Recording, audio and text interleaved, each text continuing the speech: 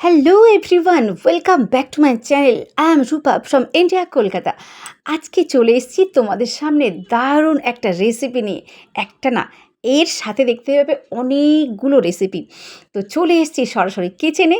দেখতেই পাচ্ছ, প্রথমে দেখা যাচ্ছে গরম দুধ, মানে দুধ গরমকালে চেষ্টা করছি দই বানানোর।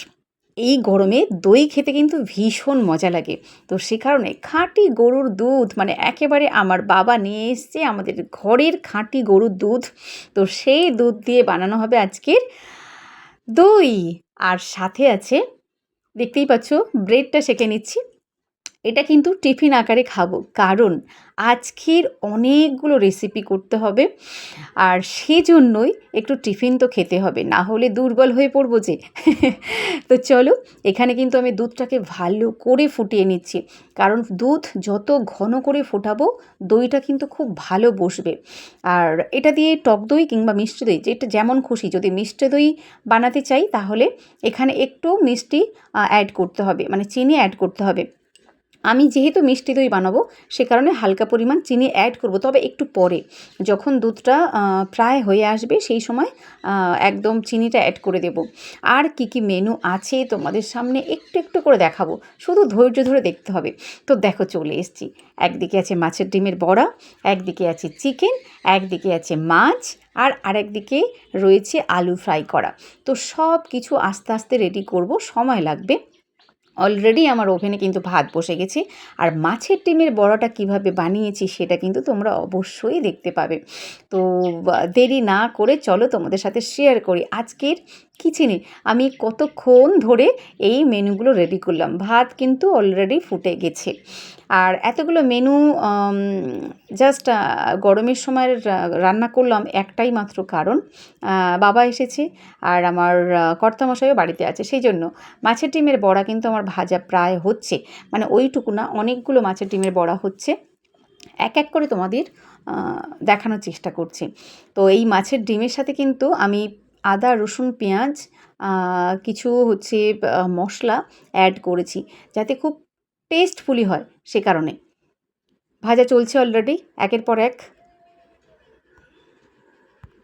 রান্না করতে আমার তো বেশ ভালোই লাগে, তবে হ্যাঁ, গরমের দিনে একটু কষ্ট হচ্ছে, তাও কোনো ব্যাপার না। যারা যেটা ভালোবেসে করে তাদের সেটা এমনিতেই ভালো লাগে। তো দেখো, আমার মাছের ডিমের বড়া কিন্তু অনেকটা রেডি হয়ে গেছে।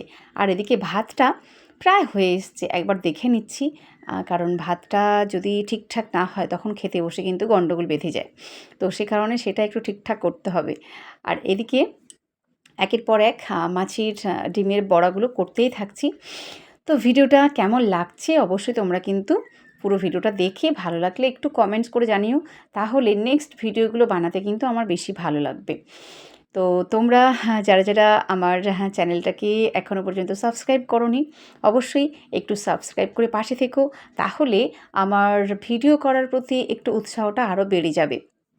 কারণ দেখো, সারাদিন সংসারের কাজকর্ম পরিস্থিতি সব কিছু সামাল দিয়ে ভালোবেসে এই কাজটা করছি। তো সেখান থেকে যদি তোমাদের ভালো লাগার মতো কিছু ভিডিও আমি উপহার দিতে পারি, আর সেখান থেকে যদি রেসপন্স পাই, তাহলে কিন্তু আরও একটু কাজের প্রতি অনেকটা উৎসাহ বেড়ে যাবে। তো বড়াগুলো কেমন হচ্ছে একটু কিন্তু জানিও। হ্যাঁ, এরপরে তো আছে আসল রান্না। এখন তো রান্নার কিছু শুরুই হয়নি। আসল মানে রেসিপিটা তো একটু পরে হবে, কারণ আমরা প্রত্যেকেই কম বেশি চিকেন খেতে ভালোবাসি। আর আমি যেহেতু আর কোনো মাংস খাই না, শুধুমাত্র চিকেনটা খাই, তো সেই জন্য একটু চিকেনটার প্রতি আমার প্রথম থেকে একটা টান আছে। অল্প খেলেও, 1 পিস 2 পিস খেলেও মোটামুটি সেটা একটু ভালো করে খেতে, বানিয়ে খেতে আমার ভীষণ ভালো লাগে। তো চিকেনের জন্য মশলা কিন্তু আমার রেডি। এক এক করে সবগুলোই তোমাদের দেখাচ্ছি। চিকেনের জন্য মশলাটা ভালো করে কষিয়ে নিয়েছি।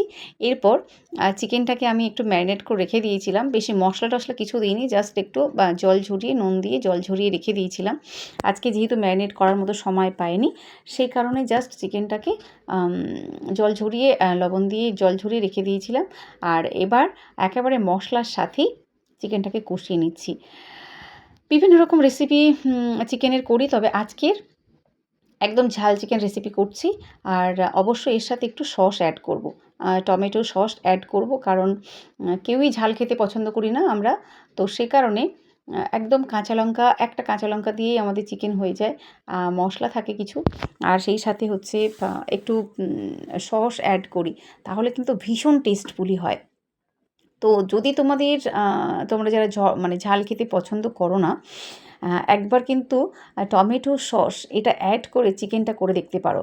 ভীষণ টেস্টফুলি হয়, ভীষণ টেস্টফুলি। যারা ঝাল পছন্দ করো না, আবার অনেকে আছে আদা রসুনের ঘ্রাণটা ভালো মতো নিতে পারো না, তাদের জন্য এই রেসিপিটা মানে একটু সস অ্যাড করলে কিন্তু দারুণ খেতে হয়। বেশি পরিমাণ কোনো পেঁয়াজ আদা রসুনের প্রয়োজন হয় না, হালকা পরিমাণ দিলেই হয়ে যায়।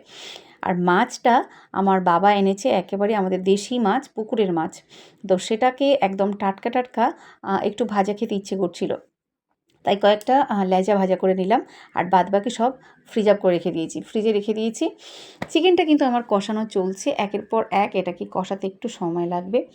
অনেকটা টাইম ধরে চিকেনটা না করলে পরে সেই চিকেন খেয়ে কোনো মজা আসে না। এই দেখো আমি কিন্তু সস অ্যাড করেছি, দেখতে পাচ্ছ এখানে কিন্তু টমেটো সস অ্যাড করা আছে।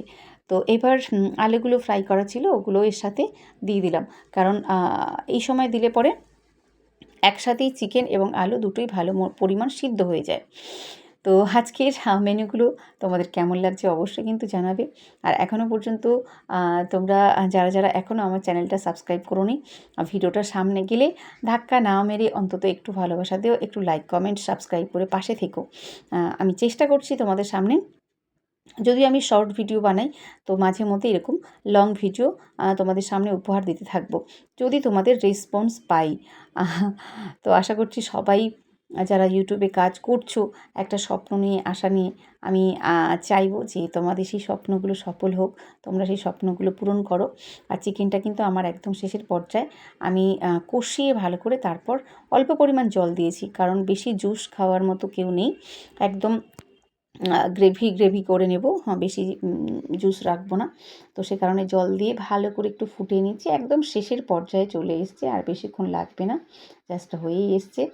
তো কেমন লাগলো আজকের আমার রেসিপি, আর দইটা কেমন হয়েছিল সেটা তোমাদের সামনে কিন্তু শেয়ার করা হলো না, কারণ সেটা পরে মানে দারুণ হয়েছিল, কিন্তু আর ওটার মানে ভিডিও করে রাখা হয়নি, সেই কারণে আর দেখাতে পারলাম না। দইটা প্রথমে বসেনি, তারপর কিন্তু ওর সাথে আবার একটুখানি দম্বল অ্যাড করতে বসে